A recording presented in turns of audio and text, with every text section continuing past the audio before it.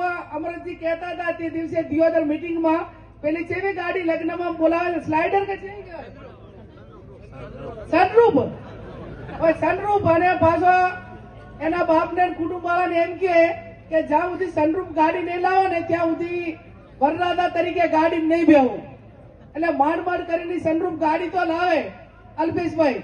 પણ બધા એવી સમાજની ફજીતી કરે આપણે અમારે એ બાજુ હખાયા કહેવાય અને રાનૈયા એટલે એને એટલું ના કે તું ભાઈ ગામમાંથી જ્યાંથી પૈણવા ચડ્યો હતો આ કેવી ગાડી કીધી સનરૂફ ગાડીમાં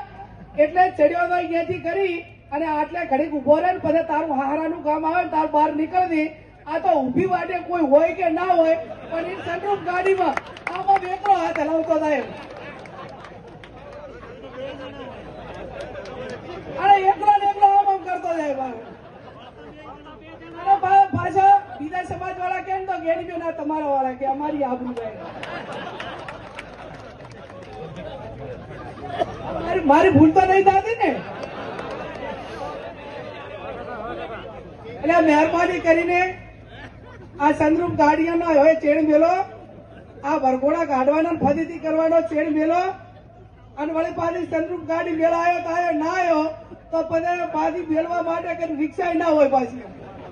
લેવા જાય તો સનરૂફ ગાડી હોય અને કબળ પડ્યો હોય તો પાછી મેળવા જવા માટે રિક્ષા ના હોય પાછી એટલે સમય સાથે